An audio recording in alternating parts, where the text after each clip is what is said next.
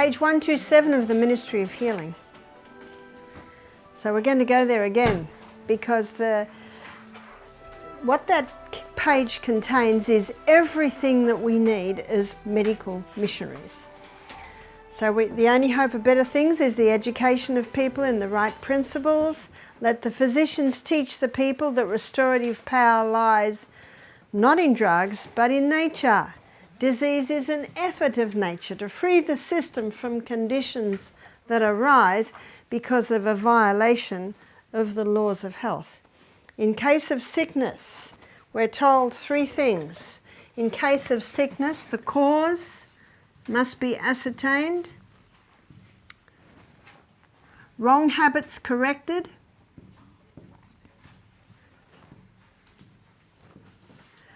and how do we know what the habits are? What do we compare them with? Those 8 laws, yeah? Wrong habits corrected. There's one more thing. Unhealthful conditions changed. Chop the trees down to let the sunlight into the house.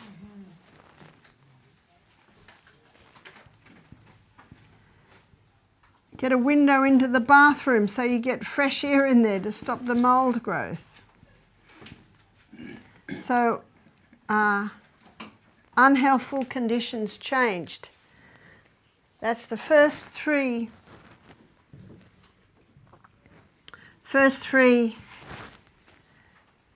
And remember what we're looking at, history. So history and symptoms give you some indications there. And the last thing, she says, then nature is to be assisted.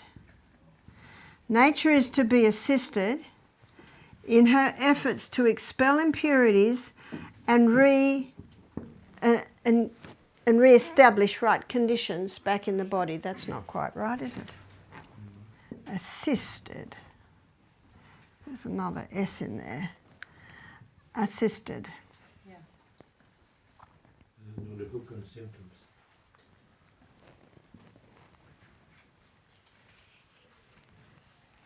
And this is where the water therapies come into it.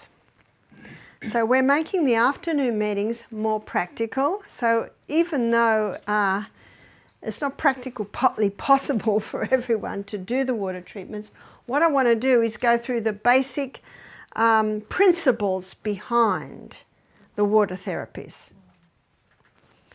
And this brings in, nature is now to be assisted in her efforts to expel impurities and re-establish right conditions back in the system.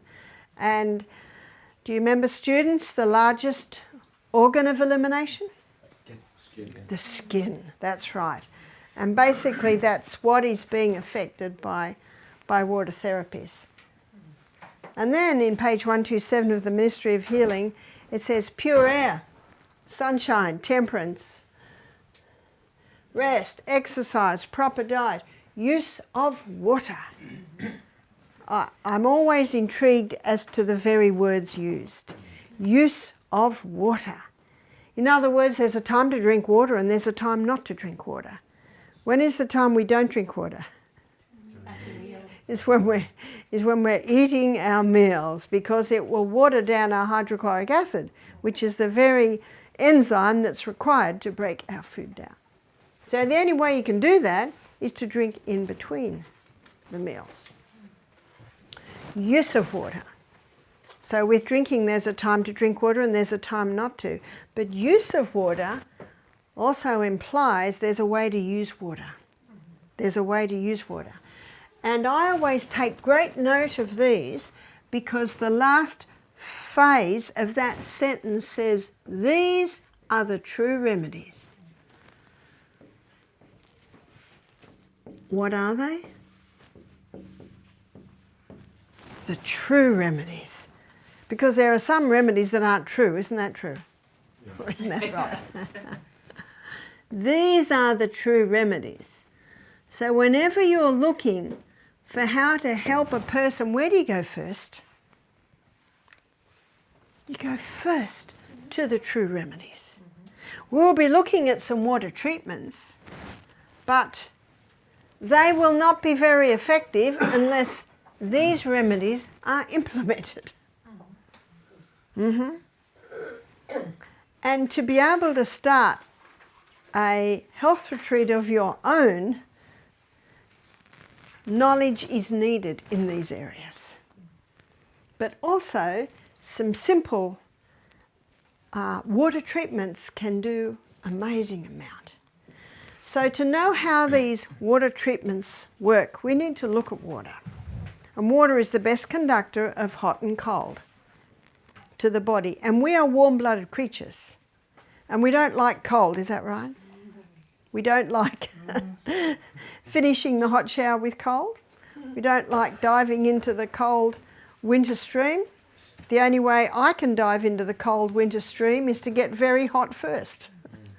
So our guests get very hot in the steam and then they can dive in the cold winter stream.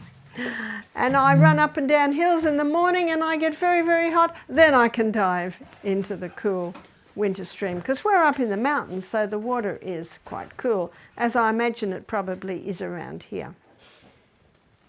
So let's have a look at water. We're looking at hot water. Now, hot water is a stimulant. And we all know that if you're cold and you have a hot shower, you feel that stimulating effect. In fact, often it's a little bit hot if your body's cold. And then as it warms up, it's not terribly hot anymore, is it? Your body has adjusted to it. So hot initially is a stimulant. But when the hot remains on the body, there's a slowing down that we'll call it a depressant. Meaning it depresses the movement. Because what are we stimulating when hot water is applied to the body? The blood. The blood. That's what we're stimulating, blood. And the Bible says the life of the flesh is in the blood. What verse is that? Leviticus 17:11. The life of the flesh is in the blood. So this is life. So what has blood got in it to be life? It's got red blood cells. And the red blood cells carry three main things. They carry, and it's the hemoglobin on the red blood that carries oxygen, the most vital element needed for life. Nutrients. Our stomach's very busy at the moment digesting lunch, and little by little, the nutrients are going into the blood, and tomorrow I'll show you straight to the project manager, the liver, and then the liver determines what happens to those nutrients. And the third thing is water. But right now I want to list the four vital elements needed for life. And you can find this any chemistry book, biology book, anatomy and physiology book. 4 vital elements needed for life. Number 1 is oxygen. Number 2 is water. Number 3, does anyone know? Sodium. And number 4 is potassium. Sodium is found in highest concentrations in seawater. That's why our salt's important. Potassium, where do we get that from? All our fresh fruits and vegetables. They're high in potassium. These are the 4 vital elements needed for life. And it is the blood that is the carrier of those. Blood also, the red blood cells do something else. They carry away waste. And that's very important.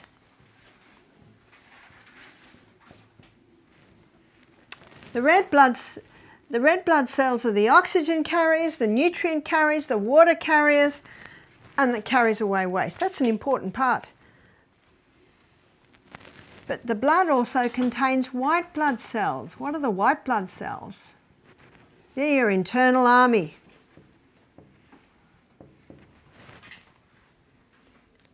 No wonder the Bible calls the blood the life of the flesh.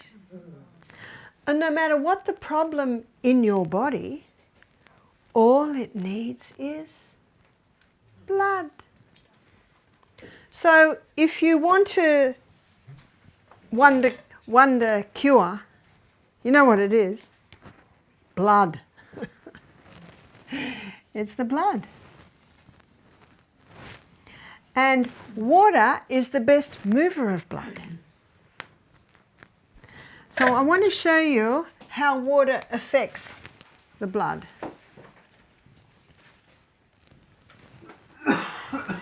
So when you apply hot water to the body, it has a stimulating effect. And it takes approximately 3 minutes to get from the stimulating effect to the depressing effect. Cold.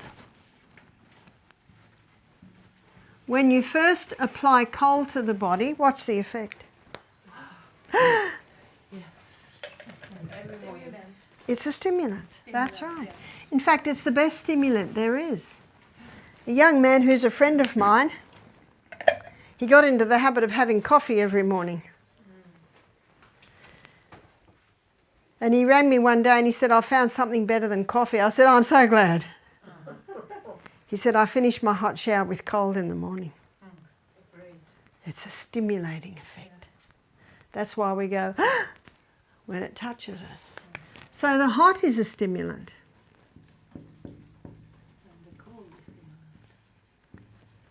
But it's not long once the cold, or once the person is in the cold water before what happens?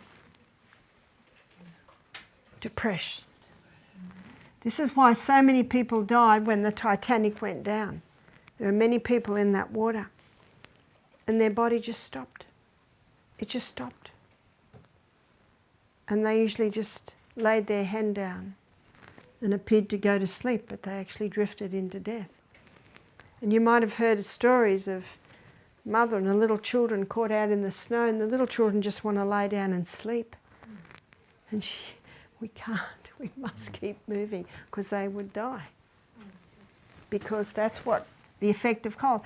And so when we first apply cold to the body, the stimulation that we experience is a reaction.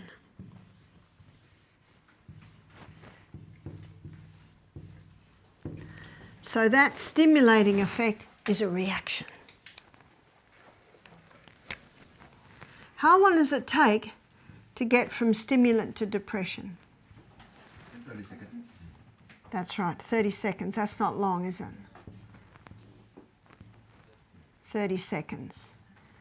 Now, the intrinsic factor of cold is that it's a depressant. That's the intrinsic effect of cold. It is a depressant. The intrinsic factor of hot is stimulation.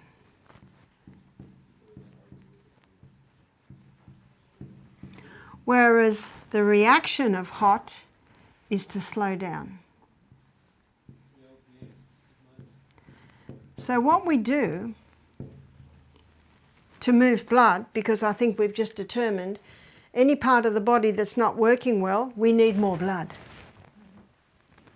So what we do is we use the intrinsic effect of heat and we use the reaction effect of cold. So let's have a look at this. Let's say someone has just sprained their ankle and the foot is swelling and they're in a lot of pain. We'll do 3 minutes hot, 30 seconds cold, and we do that 3 times. Now, if the response is this, because you're looking for your response, if the response is the swelling's not going down after 1 dip of hot and 1 dip of cold, go to 1 minute hot and 1 minute cold, because we actually want a very much slowing down of the inflammatory response in there, in the foot. Can you see how you're also looking at response there? So, but this is the rule of thumb, is 3 minutes hot. And where would we use 3 minutes hot? So you see, whenever you've got an inflammatory condition, you want to use a little less hot and a little more cold. 30 seconds, ice. And usually it is done 3 times. Because the body's getting exhausted. Because a huge amount of blood is being drawn into that area. So it takes a lot of energy from the body. Now sometimes if the person, you do it 3 times and they go, can we do more? If they're vibrant and fairly fit, they can probably take a little bit more. If it's a little child or an elderly person, you might just say, we'll do it again in an hour. We'll do it again in 2 hours. So it's very important that you watch responses. So let me tell you of a little 7-year-old boy. His mother came to see me, this is a few years ago in New Zealand. And when he came in, I could see his finger was twice the size. It was all red, and the swelling on top, it was all yellow. And I said, so what are we doing there? History. I said, what happened to the finger? And the mother said, oh, the doctor says it's cellulitis. Do you know what cellulitis is? Yeah. Inflammation of the cell. Now that's not rocket science, is it? But why? Why is it inflamed? So I went a little bit further with my history. Did anything happen to that finger? Because you just don't wake up with a finger like that. Unless a spider's crawled on you and bitten your finger. But you see, still there's a cause. In case of sickness, ascertain the cause.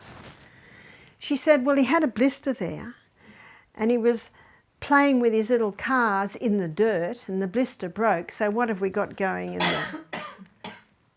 We've got going in the broken skin, we've got dirt. Now your skin is like a suit of armour.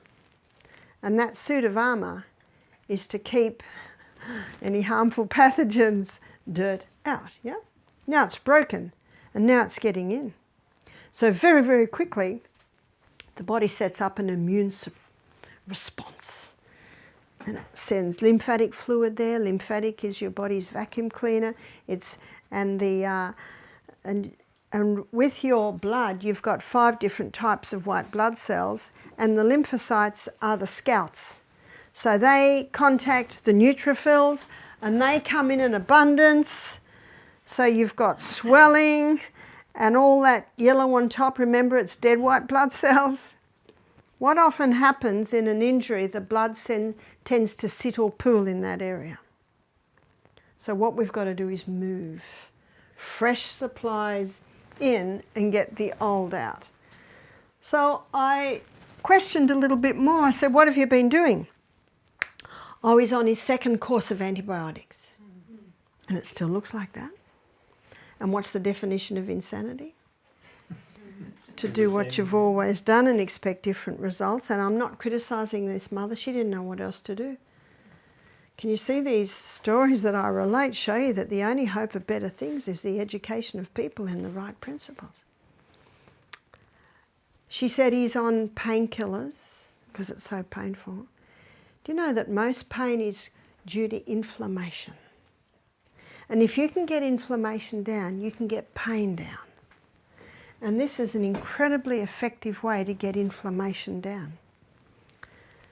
He's also on sleeping tablets. He's 7. I said, can I try something? See what you're doing? You're getting permission. This is where the I comes in. I never do anything without permission. So I said to the mother, can I try something? And to the little boy, yes. So I got 2 cups, one with hot water and a kettle of boiling water.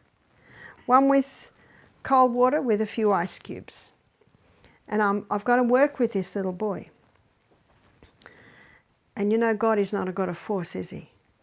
And a man convinced against his will be of the same opinion still. So you're working with the will. You're always working with the will. You'll always get permission.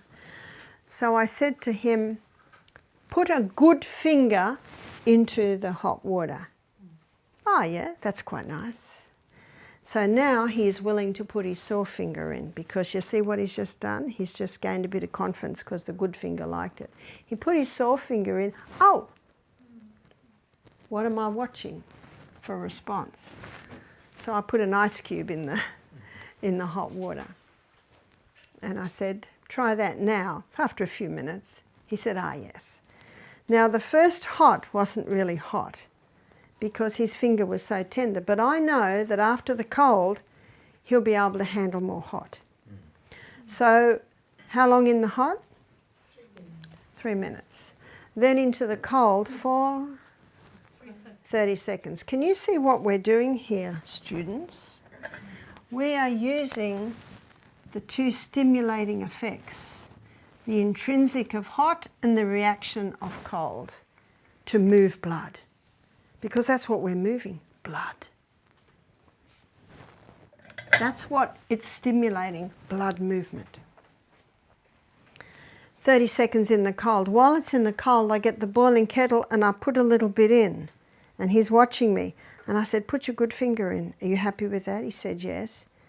I said, after being in the cold, I think your sore finger will be okay. So he agreed. And it was okay. Often that numbing effect of the cold will allow a little bit more heat. How long did I have it in the hot? 3 minutes. Using the intrinsic factor of hot, which is stimulation. And then back into the cold. The little boy started to smile. What does this response tell you? He's getting relief. Already? What are we up to now? We're up to about 7 minutes, is that right? Yeah. 7 minutes. And he's getting relief. How long does it take a painkiller to take effect? Half hour? Yeah. 7 minutes. Back into the hot. Again, I put a little bit more boiling in. He's watching me. I'm smiling. Smile all the time. You know what the smile says to children? Everything's good. That's why I've said to mothers before, when you go into your sick child, don't frown and don't look worried. Smile, even though you're terrified. Smile. Because that can compound the whole situation. And finished with 30 seconds cold. Because we're warm-blooded creatures, you always start with the warm and you always finish with the cold. And then we dried it off. And that little boy had the biggest smile on his face. Now his body language told me, I think his pain level had reduced by more than 50%. He was very happy. And then I grated a potato, made a poultice. We'll be looking at that in another afternoon session, and we certainly will be able to more demonstrate that. That's more possible. And then bandaged it up, and then asked God to bless that simple poultice. His mother said, what will I do now? I said, you can do it every few hours. He'll tell you when he needs it.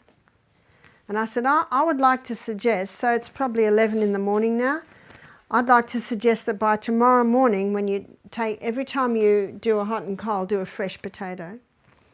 I'd like to suggest that by then, I think the finger will be down and that poultice will have drawn everything out. So when they got home, it was about 2 o'clock, and the little boy said, Mum, can we do that again? Now, why did the little boy say that? Because he experienced the relief that it brought. And I wouldn't be surprised that maybe it was starting to build up again. So they did it again at 2, fresh potato poultice. They did it again at, I think, 6 or 7. Let him have his shower and then put a fresh one on. And in the morning, didn't need sleeping tablets that night. Didn't need painkillers that night. In fact, he slept the best he'd slept for 10 days. And then in the morning, she said, when they took the poultice off, everything just came out. Wow. Do I need to advise them anymore? Can you see what they're doing now? If it works, do it. So if it's good, do it again. If the pain comes back in 2 hours, do it every 2 hours. Because we have been spoon-fed medically, and it's taken away all responsibility for what's happening with us, I find one of the hardest things I do is to encourage people to trust their bodies and listen to their body's response. So I often say to people, have you ever been to a doctor or a health professional who won't listen to you? And you'll get lots of nods, and I say, don't be that doctor. If your body speaks, listen. If it works, do it. If it gets hurt again, try it again. Remember, there's a bit of time here. Time is necessary. Now, those treatments will be far more effective if that little boy is drinking adequate water, if that little boy is going to bed early, if that little boy is getting nourishment. You see what the laws do? They ensure quality blood. And the blood, as you can see, is the healer. All we need is blood. And those hot and colds are the most effective at bringing blood to an area. So you can do hands, you can do feet. Our exercise coordinator was playing soccer with his boys and he twisted his knee. So he had 2 tubs this big and he'd kneel on the floor and put the knee in hot and put the knee in cold. He found that on his hands and knees, he found that that was just the best way to do his knees. And I was, I got a new pair of joggers. They were my barefoot joggers, and running up hills, I think I used different muscles and I strained the bottom of my foot. So to the point that I got plantar fasciitis. Have you heard of plantar fasciitis? There's I think it's a ligament on the bottom of your foot called the plantar fascia. And itis just means inflamed. And I didn't know what was wrong with my foot. I tried this, I tried that. I jumped out of an aeroplane doing a skydive about 18 years ago. And I thought, it was that foot, maybe somehow it's become inflamed again. So I went to see a doctor and I explained it to him. And he looked at my foot, he laughed, he said, you've got plantar fasciitis. I said, what? Plantar fasciitis? He said, yeah, that'll take 10 months to heal that. So I went home and I got 2 buckets. And I did 3 minutes hot and 30 seconds ice cold, 3 times. And I did it every morning and I did it every night. And if I was travelling, lecturing, because this is 8 years ago now, I had buckets in the car. And whenever you stay in a hotel, what have you always got? A motel? A kettle, because everyone wants cups of coffee. And a little freezer in the fridge, because everyone wants ice on the rocks, is that right? Or gin on the rocks, or they want. So the first thing I do is check, yes, I've got ice, and I could do hot and colds. Now, how long does that take? At the very most, 15 minutes. That's not long, is it? So I did hot and colds. And I got those famous German sandals, Birkenstocks, which were great for the feet. In fact, I still wear them most of the time.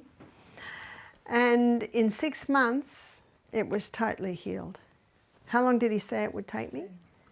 10 months, yeah. So often with ligaments, it takes a lot longer. Bones are quick because you can immobilise them. If I was on my feet lecturing and my foot would start to ache and I'd stand on one foot, I'd go straight home and I'd do hot and colds, and my pain levels could go from 8 out of 10 to 1 out of 10. Hydrotherapy, this is water therapy, has been used for centuries, and in the area of pain relief, it is without peer or without equal. I've just quoted a statement from one of Dr. Kellogg's water books. And I saw that in my plantar fasciitis. I saw that in this little boy. It's those hot and colds. Because remember, what's one of the number 1 causes of pain? Inflammation. And can you see how this brings down the inflammation by moving the old, stale blood out of the area and naturally reducing it?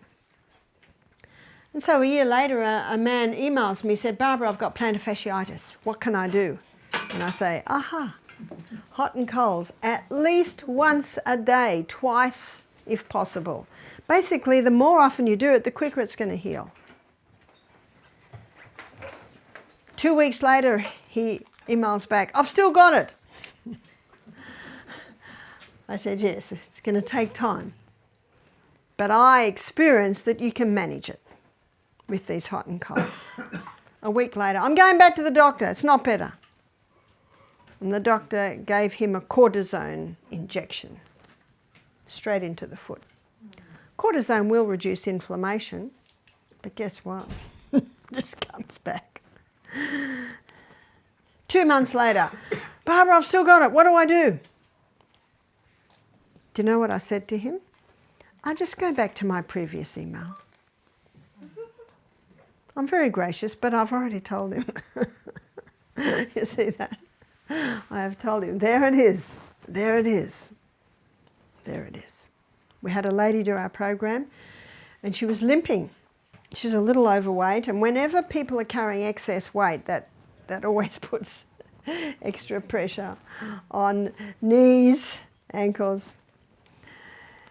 I said, what's the matter with your foot? She said, I've got plantar fasciitis. I said, oh, how long have you had it? 18 months. 18 months. Whew.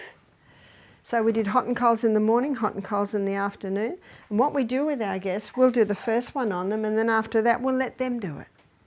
Because remember what our institutions are? Teaching. Teaching people how to do it themselves when they go home. Within 3 days she's walking. Walking. She's not better, but she's come a long way. So such a simple thing. Whenever there's inflammation, the hot and colds have a huge effect. What about on the chest? Well, on the chest you would use fermentations. And there's a couple of things you can do for fermentations. I first read about this with Dr. Kellogg's work. And he says get a big saucepan of boiling water, and he said you must use wool. When you're doing hydrotherapy treatments, and you're putting wool on it, it must be wool. Always wool. Wool is a far better conductor, and it doesn't chill, and it holds the heat much longer. So I got a woolen blanket and cut it into 4, and I would fold it in half, fold it in half, fold it in half again so it's long. And this is what he says to do, because this is how I first started. I just had his book. You twist it, and then you dip it in the water, and then you twist. You twist and you pull it out, and the excess water runs off. And then you take it to a table and fold it out so it's that wide. Remember, it was only that wide when I dipped it, so I fold it out half. It's this long, and then I quickly fold it in thirds, and then I wrap it up in a towel, and that'll keep hot even for probably 5 minutes. And then I go to the person. And why am I doing a fermentation on their chest? Because they've got asthma or a pneumonia, but a congested chest. And what I do is I lay a hand towel over there that's dry. Then I put this, open up, quickly put the pack on, and then cover it with another woolen blanket. And then I watch them very carefully. In fact, I'm staring at their face. And I say, is that okay? You never press down because this is steam. You just lay it. If they say it's too hot, you just pull the whole top off and you wipe the moisture off with your hand. And then lay it down again. And watch them very closely. Watching the response is of the essence. It's too hot again, fine. You never say, no, it's not. You never say, you should be, no. You must listen and just respond. And I found some people can handle it very hot, some people cannot. You just got to go with them. And then you quickly pull it up and wipe the moisture off the skin with your hand and lay the whole thing down. And usually by then they can handle it. And then you time how long? 3 minutes. And then take it off and you have a bowl with iced water. You have a couple of washes. Because you wipe it over, it'll only take a few seconds. By then the washer's hot. So you've got another one there. You use the other one, then the other one there. And so that you're icing it for about 30 seconds. And they might give a little scream, but you smile very sweetly and say you're getting a great reaction there. And then you dry the whole area off and cover. And then you might have already got a hot compress ready, or do it again. Dip it, wring it out. Now, what a lot of people do now is they'll get wool or a towel, they'll wet it, wring it out, they'll put it in a microwave, and you can get it very hot in a microwave. There is a use for your microwave, I can't think of anything else. So that's a quick way that a lot of people choose to do now. And then I do that 3 times. And what I find when the second hot compress goes on, you can't use the same towel or blanket. You've got to use a dry one so that you can get it up to that heat. Because the one you've just used is now cold and you will not be able to get it up to that heat. Because what I find is the third hot, they can usually handle it hotter because they've got used to the hot and then the cold helps them to cope with that. And that brings incredible relief, even though it's a bit of work, incredible relief to anyone with a congested chest, asthma. Just opens those bronchioles because what you're getting in there now is steam. Remember page 127 of the Ministry of Healing, where it says, the use of natural remedies requires an amount of care and effort that many are not prepared to give. But the results, and so quickly. You can also do that on the spine. So doing those compresses on the spine, obviously you'd keep it long if you're doing it on the spine, but same thing, put a dry hand towel there. Every time you put another hot compress on, you put a fresh, dry towel on there. That's very important. And you will never burn anyone. If they say it's too hot, you take the water off the chest, the condensation, because that can get quite hot. So you scoop that off with your hand and then lay the pack back down again. Again, watching your patient very, very carefully. How long does it take? It only takes about 15 minutes. But someone who's got back pain, that can really help there. What about the hips? Well, you can do the compresses there, or there's something else you can do, and that is sitz baths. So what are sitz baths? Well, you probably know better than me that apparently sitz is German for sit, is that right? So what are sitz baths?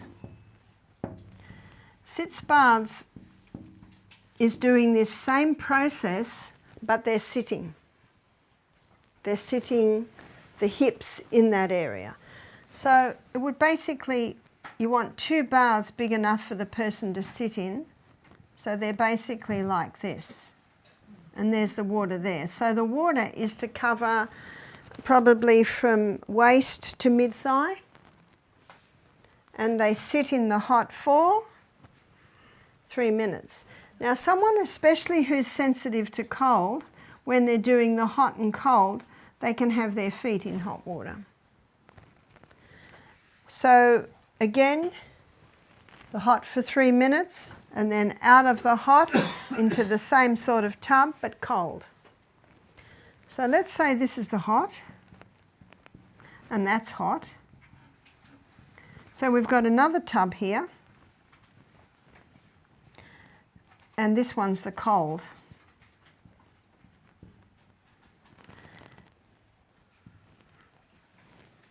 And the little tub they put their feet in, it's hot. So the feet you always have in the hot. And that can be very helpful for someone who is maybe a little underweight, who really feel the cold. And when you finish the 3 minutes hot, the 30 seconds cold, when the person stands up to dry themselves, then they put their feet into the cold and finish. You always finish with cold. And you might like to write this down because this is important. Cold equalises the circulation. Because we've really disrupted circulation with this movement. It equalises the circulation and it prevents chilling, closes the pores. So finishing with cold is very important. So where would we use the sitz baths? You could use the sitz baths for constipation. You could use the sitz baths for irritable bowel, for Crohn's disease, colitis. You could use the sitz baths for hemorrhoids. Now, if the person's hemorrhoids are such that it's hard to sit, have you seen those rubber pillows that have like a ring, blow up? So a blow up pillow like that can be sat on there. That would, especially be so for someone who's a little underweight and doesn't have much padding on them. So the way you'd use the sitz baths would be for the colon, including all the things that I just mentioned. You would also use it for urinary system, which includes the kidneys. And that's why it's important that it be right up here. So your kidneys are just under your ribs. So urinary tract infection, incontinence. See, that area is controlled by a muscle. And the hot and colds onto muscles tones and strengthens them. And the other area that you could use it for is reproductive. So for a man, it could be used for prostate problems. The prostate, the closest area to the skin for the prostate is between the scrotum and the anus. So that's the area you want to target if you do treatment. So, you know, you hear a lot about men with prostate problems today. So it could be used for that. It can also be used, of course, for women. So for women, it could be used for fibroids in the uterus. It can be used for cysts on the ovaries, polycystic ovarian syndrome. So there's a lot happening in that area there. So the sitz baths can be very effective for any of these areas. Now, let's say we've got someone who's just a little overweight and can't get down to sit in the sitz baths, and you're advising what they can do at home. What they can do at home is they can do it in a bath. So here's the bath and here's the water. So they sit in the bath, and the only part they allow into the bath is their feet and their hips. And after 3 minutes they can sit up, and maybe they'll have a bowl of cold ice water with a towel, and they can wrap that around and wrap it maybe between their legs depending on exactly where the problem is. And that will warm up quickly. So you've got another one there, and quickly swap it over so that you try and get about 30 seconds of cold to that area. So that is another way that it can be done if sitting in the sitz baths is not possible. Necessity is the mother of invention. So you find a way to be able to do it. But they are very powerful. And I'm going to give you a story to illustrate. We had a young man come and do our program. He was 15, and he was having accidents in the classroom with his bowels. You can imagine how embarrassing that is for a 15-year-old. Sometimes he had diarrhoea, that's when he had the accidents, and sometimes he had constipation, he didn't have accidents then. So that told me, we've got a couple of problems here. One is, the gut's not working well, because we shouldn't have alternating diarrhea and constipation. And the other thing it told me, there's something wrong with that anal sphincter, that it cannot hold the feces. He'd already had one operation. You don't want anyone cutting or doing anything to that area. And they didn't want to do another one, as you can imagine. So what we did was we did sitz baths on him every morning and every afternoon. And we assessed the gastrointestinal tract. So he had no diarrhea when he was with us. Things were running well. But he did the sitz baths twice a day. Now, I've got to be realistic, and that's why it's very important as medical missionaries, we are also social workers. There's no use making a program for someone if they just can't do it or not going to do it. That's why it's very important to always be watching the person's response. So how is this 15-year-old boy who goes to school going to do that in the morning? So what I said to him was, keep to the diet, and that'll prevent you getting diarrhea so that you're less likely to have an accident, and do the sitz baths every evening. So my suggestion is, let's say you have your shower at 8:30, do the sitz baths at 8:15. So do the sitz baths and go straight into your shower and go to bed. So can you see I'm making a reachable program for him? By the end of the week, this young man was so excited. Can you imagine how embarrassing it is for a 15-year-old? Yeah. Can you imagine his future? Is he going to be able to have a girlfriend? Will he ever be able to get married? But will he ever be able to... Wow. And often the medical profession at that point come in with the antidepressants. Phew. What will that do? Oh, that'll constipate him even more, but then... Well, that'll stop him having accidents, but then when he gets constipated, it'll bring even more pressure in the area. Can you see the vicious cycle that starts to happen? So he was able to buy 2 tubs, and my suggestion is that he do this for 30 days. Non-stop. Because when you do these sitz baths, say you do one sitz bath, you have an effect. Did you know that the next sitz bath, the effect is doubled? So, I don't know, you do the maths on that. How powerful is number 30? Because the next one intensifies the action of the previous one. And that's why we say 30 days. And then you can have a break for a month. If you want to do it again, do it for another 30 days. I didn't hear back from this young man. Sometimes no news is good news, is that right? Mm-hmm. But we had a lady come 3 years later. So the boy's 19 now. She said, have you heard? I said, no, we haven't. She said, he's totally healed. Amen. Totally healed. She said, he's just gone on an overseas trip with his parents. He's got a girlfriend. They're thinking of getting married in a few years. How nice. What fixed him? The body. The body when given the right conditions. Where's the if? The human body will heal itself if given the right conditions. All he did was sit in hot and cold water. It's a very powerful treatment, incredibly powerful. We had a young lady do our program, and she was a very beautiful woman. She was a career woman, and she had a little skin tag, maybe 1 centimetre long, near her anus. She wanted me to have a look.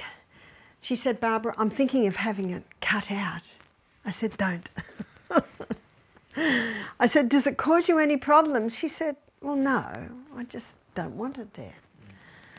Well, I like to suggest no one sees it. But she made the choice to have it cut. Her husband rang me. He said she can't work, she can't do anything, she's in so much pain. Can you imagine a cut and stitch in that area? That's what they used to do for forms of torture. I said, bring her to the retreat. So they brought her to the retreat. She was a mess. She just cried half the day. She was in so much pain. She didn't want to take painkillers because if she took painkillers, that would constipate her more. So we did sit spas. And she was able to sit quite comfortably. If she couldn't sit comfortably, we'd put the ring there. Even just, you know, those blow-up neck pillows, you could even half blow that up and put it down and they could sit on that. And we just saw every day she got better and better. And we put a little poultice on that at night. You need something very soft and very soothing for the area. I think we used slippery elm, which is very soothing. When her husband came to pick her up, she was standing there smiling and she walked out. He could not believe the difference. Now, she's not better, but she's come so far. She didn't have to take any painkillers because the hot and the colds did it. What did the hot and colds do? They just increased blood to that area. What does that mean? More oxygen, more nutrients, more water, more waste is carried away. And so her wound could heal so much quicker because of that. So simple and yet so powerful, so incredibly powerful. Dr. Kellogg has written something like, he's written textbooks on hydrotherapy, which is water therapy. But what I want to do this afternoon, I want to show you how it works. I want to show you why it affects the body in such a dramatic way. And I wanted to give you some simple treatments that you'll be able to use in your health facility.